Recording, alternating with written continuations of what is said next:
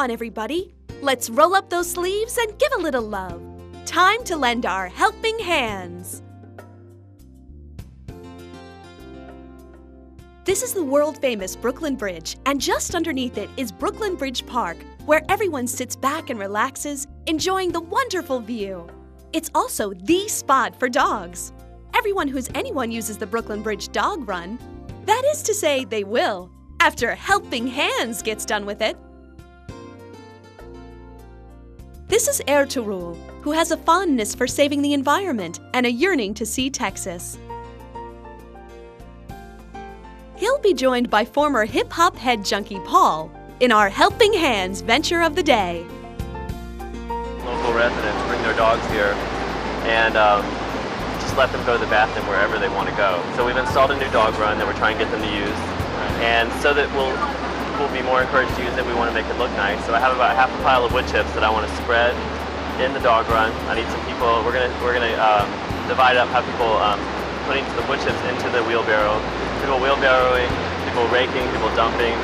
And then hopefully when we're done, Critter and all the other dogs can enjoy a nice dog run and leave the rest of the park visitors alone. So let's head over there.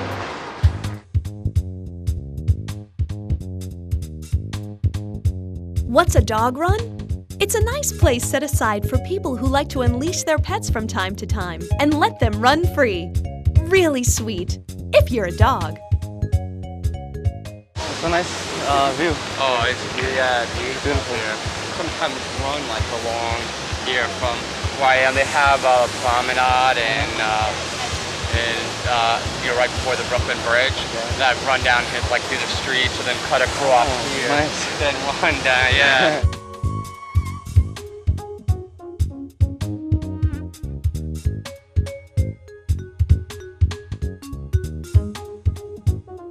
Time to get those helping hands going. First things first, the tools. Wheelbarrow? Check. I met with a group called One Brick today, who's really great. They organized local volunteers to come and do community service. And we finished off a new dog run, laying down wood chips so that dogs in the park have somewhere to hang out and the people have somewhere to hang out without dogs. Let's see. The wheelbarrow checks out fine. Yep, rolls nicely. Next, the pitchforks. One for you.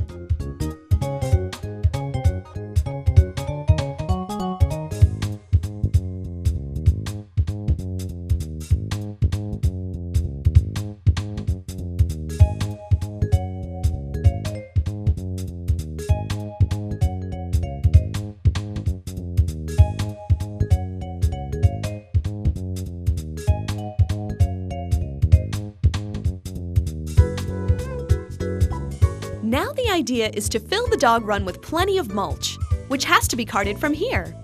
Tedious work, but it's for a good cause. Plus, it allows the volunteers to meet and greet.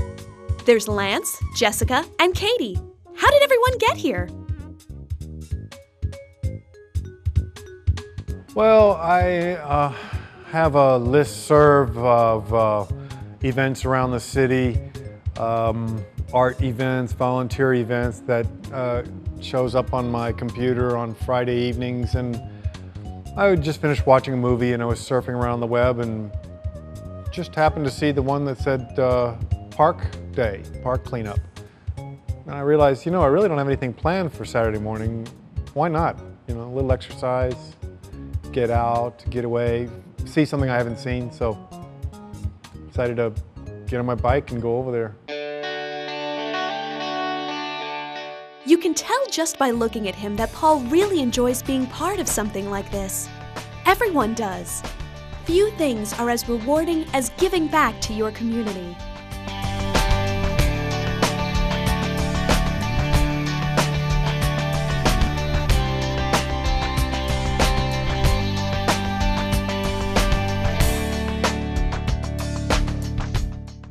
Will you look at Paul over here? This is a man on a mission. You go, boy.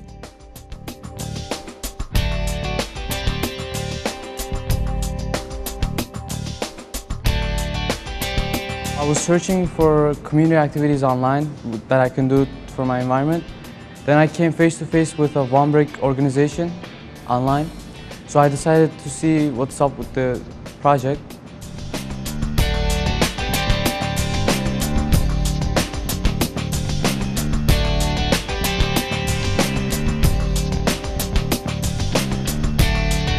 But what brings our other helping hands to the park this morning?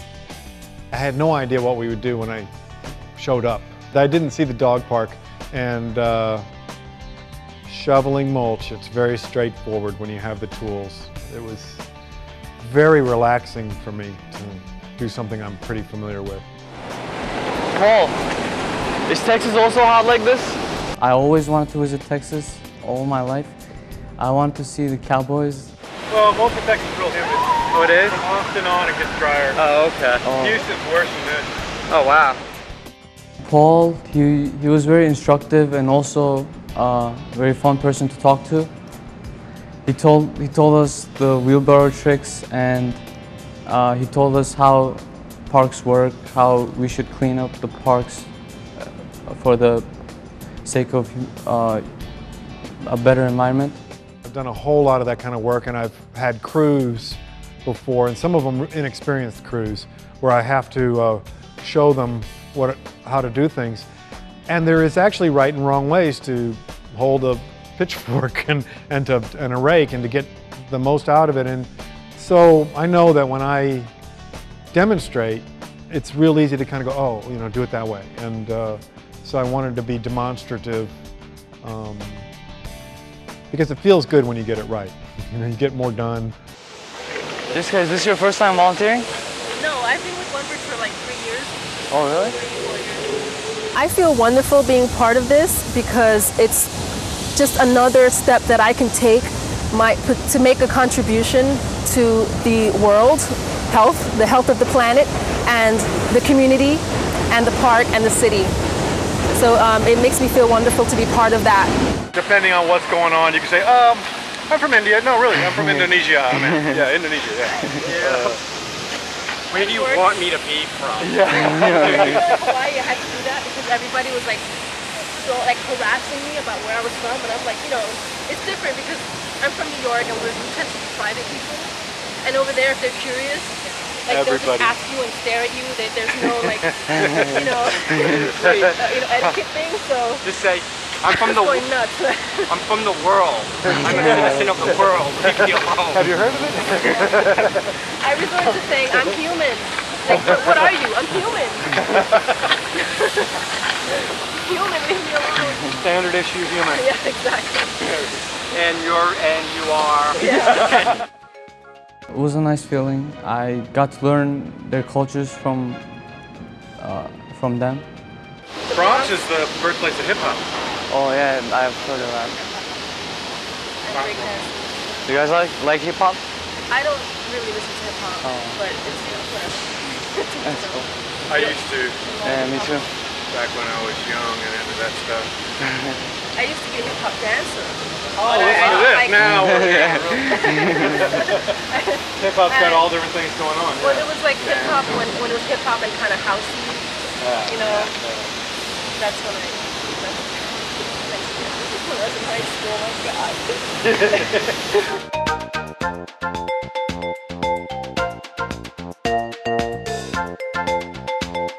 Have we even made a dent in this stuff yet?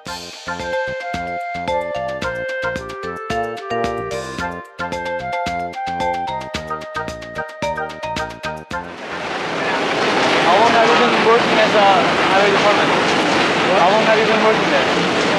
Only 9 months. I just started it. How do you feel about it? How do you feel about your work? I like it. Yeah, I like it a lot. You know, it's kind of crazy. In what way? It's a big bureaucracy. You ever see like those comedy shows about The Office or whatever? I mean, it's that kind of deal where state working with DOT. It's so funny. You get guys up in there who they're lifers. They just don't want to be bothered, you know. So you ask them for something, they're like, well, you know, you're not going to be able to get that, you know. This is going to be a real problem. It's like they don't really care. They're just like, I don't want to have any trouble during my shift. Yeah, you know? exactly. A lot of really nice people. Yeah. Were you an engineer before? Landscape architect. Landscape architect? Yeah. Cool. We're the red-headed stepchildren, or that's probably a southern expression. Yeah. You know what it means? No, not really. We're the ones they say, oh, you just go out and play in the street. Oh. You know, the red-headed stepchild. These things are labor intensive. You know, you have to show some kind of care for others and for our environment. It doesn't do it by itself. It has to take human energy, it has to take somebody's love. So people have to volunteer. They have to dig in and do some of the work. We get a little exercise. We meet other people. We learn things, and we explore the world. People putting aside their differences in order to come together on a positive joint effort. There's a message there. People were stopping while we were working. You know, they were walking their dogs and things. They would stop and look and say, you know, wait a minute, they're not park staff. Who are, you know, oh, they have little name tags. What are they, a club or, you know? So you could tell people kind of go, why are they doing this? You know, it's Saturday morning, relax. And that's the Earth Workers Union, I guess. You know, those giant Caterpillar trucks and everything. That's the union where they stand around a little bit, you know, kind of take a 15 minutes, go off about 5 minutes on. It's like, you know, here it is, like 4 of us, and most of the time this is what we're doing, you know. Well, we're waiting for that, for him to get back. Of course, when he gets back, then we got to take a break, so. Yeah, break time. Then it's going to be lunch, so. Then we got a union meeting. Well, today's pretty much booked up. Yeah. Yeah. Solid 8-hour day. Yeah. I was not only with people my age, but older than me, so I actually learned how to interact with people that were older than me, which I've never done before. There was Jessica, who was always making jokes, always being friendly with you, so that really made it fun for us. There was this hard work we had to do. We had to carry all those. I was sweating a lot, but Jessica was always making jokes, so I was forgetting about all the hard work. I was just enjoying the moment.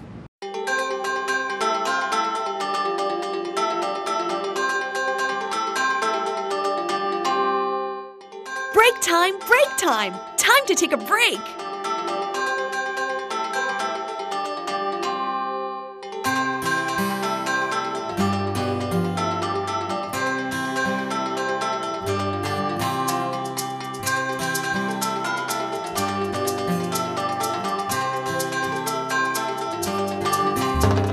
That was nice, but it's back to work we go.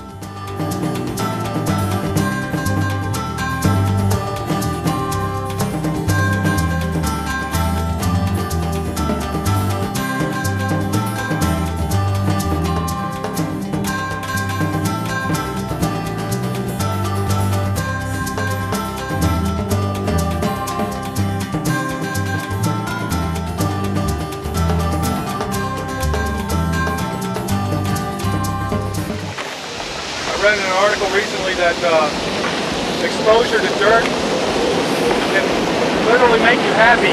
I'm always looking for ways to reinforce the idea that people need nature. We need to connect to nature, and it's been my own experience that it feels good to touch dirt. It feels good to get dirty. Well, I was happy to see some research from a medical journal in England. I actually read the article from the London Times, quoting a medical journal, saying that their research had shown that exposure to organic soil triggers, I think, a serotonin response, which is sort of a pleasure hormone, I guess, that stimulates pleasure, sense of pleasure and well-being. How do you pronounce your name? Alok. Hello? A-L-O-K. A-L-O-K. Arturo. Which country are you from? India. India. What about you? At Turkey? Turkey? Yes. How long have you been living here? Almost 6 years. 6 years. Yeah. I've been in Brooklyn all my life, like when I was in America, and nowhere else. And you? You live in Brooklyn or? No, I live in Stamford, Connecticut. Stamford, Connecticut? Oh, I go to school at Connecticut. Oh, you went to school? Yeah, Putnam. In the town of Putnam. I'm gonna turn it around. Yeah, you know that place? Yeah, I've heard of it. Yeah. It's a very small town. Yeah.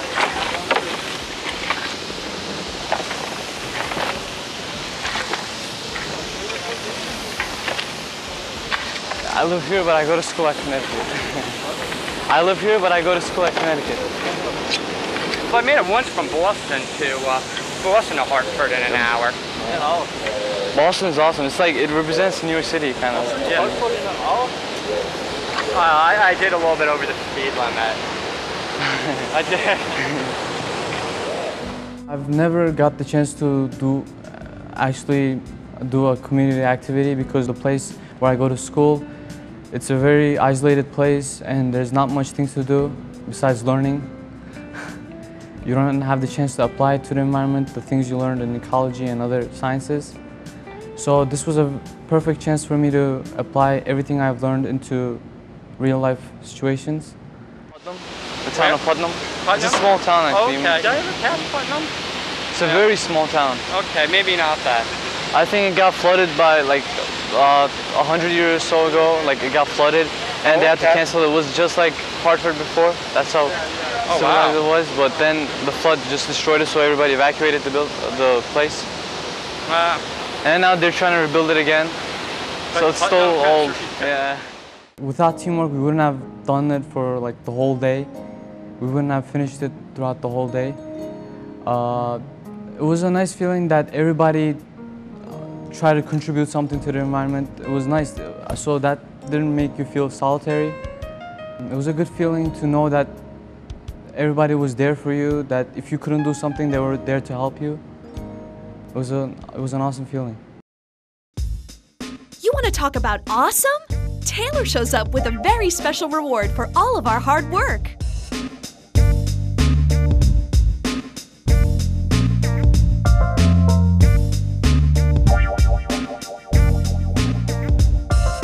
That was a really nice thing that Taylor did, was to get those tickets for us from the show with LL Cool J, Nas, Brand Nubians. You know, there's a whole list of people. Apparently, it was going to be a really big night. I definitely appreciate the thought because I know that's not easy to acquire tickets like that, and so that was a huge, unexpected benefit from doing this. You know. It looks really great, y'all. Critter likes it. I'm sure now more of the dog owners from Dumbo will be more apt to come down here and use the dog run. I had it before. 2 days ago, I had a pile this big, so it's nice to have nothing. We were having issues with people with their dogs coming down, kind of letting their dogs run around off the leash, letting them eliminate all over the park, and then having park goers who just kind of come here to relax, feeling sort of annoyed with you know, the presence of the dog. So we try to balance that relationship by providing a space where dog owners can take their dogs, let them off the leash, let them enjoy themselves a little bit. And you know, the only way that they're going to use it is if it's a nice space. And so one brick doing this today made the dog run look nice. Makes dogs like Critter, makes them enjoy it a little bit more by having some nice fresh wood chips for them to smell and play on. So it's just all about balance. It's all about just trying to serve everyone's needs. The Brooklyn Bridge Park Conservancy is dedicated to providing really great open space along the waterfront here in Brooklyn for everyone to come visit. We currently have a park here in between the Brooklyn and Manhattan bridges. We're expanding 85 acres across the Brooklyn waterfront all the way towards Atlantic Avenue. And I think part of making that happen is getting people from the community involved in the actual park that we have and keeping it looking good, keeping it healthy, and also just maintaining a relationship between the community and the park and making sure that people know that this park is here for everyone to use. So I think events like this today are good at establishing that relationship between the community and the park, and the park that's growing. And we're also, you know, we're really committed to providing free public programming, lots of free events, other than just providing open space for people to come and hang out and enjoy themselves. I'm out of shape. Got to do this every once in a while. It's a real non-committal way to expand your skill base. You can just kind of test the waters. You can even just do it for an hour or not. You know, you can just stand around if you feel like it. But you can get engaged and you can start learning things and testing out what you like. I would encourage everyone to get out there and volunteer, encourage your friends to volunteer. It's important that we all get involved in our own communities. It is our responsibility to take care of where we live and the people around us and the animals around us. And also come check us out at www.onebrig.org. Check out our calendar. There's plenty of events. There's an event for everyone. We have a lot of varied events, and it's fun, and you get to meet people, and you get to go outside and do lots of good things.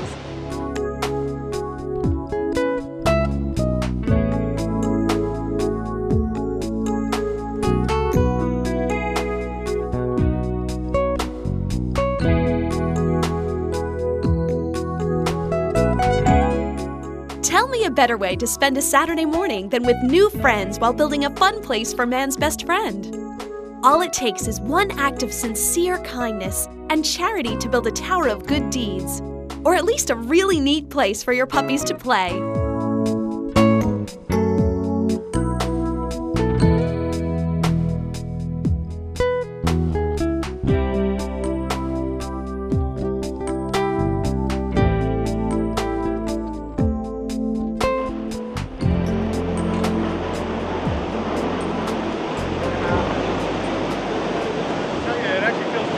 Pick up those bits of trash.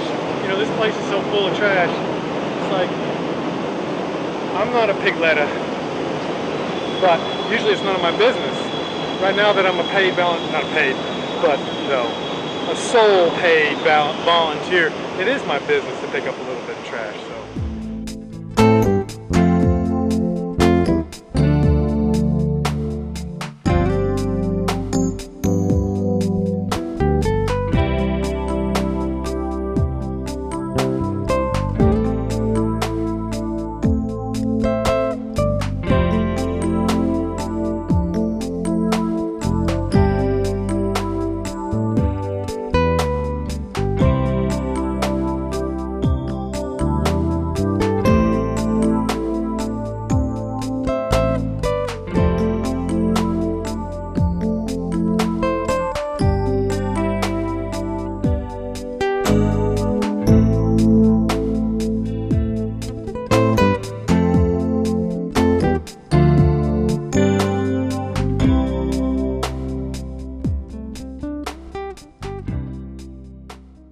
People are always looking for a place where their dog can get off the leash. Dogs are great companions for people. You know, everyone loves their dogs, and whenever you get to know them, of course, we all love those dogs too. So over time, people have worked out these dog runs, these little dog park situations. They have to be fenced so the dogs don't just escape. And then the mulch keeps the dirt from just being washed away, create pollution that way too. So the mulch serves the purpose of keeping the dirt in place. It allows their mess to kind of go away without being in anybody's way. And it's a fairly soft surface that stays around for a long time, doesn't fill up the weeds very quickly, so it's easy to maintain. And people can take their dogs into those areas and let them play around. My favorite topic in school is ecology, the study of organisms and their interaction with the environment. I love it, so I even participated in Science Olympiad for that, and I've gotten 14th place in nationals. But the bad thing about what I learned in ecology in school is we just learn it, we don't apply it. But through this project, I applied what I learned to the environment. Making our environment a little nicer for all of us. It takes lots of hands, lots and lots of hands to do that.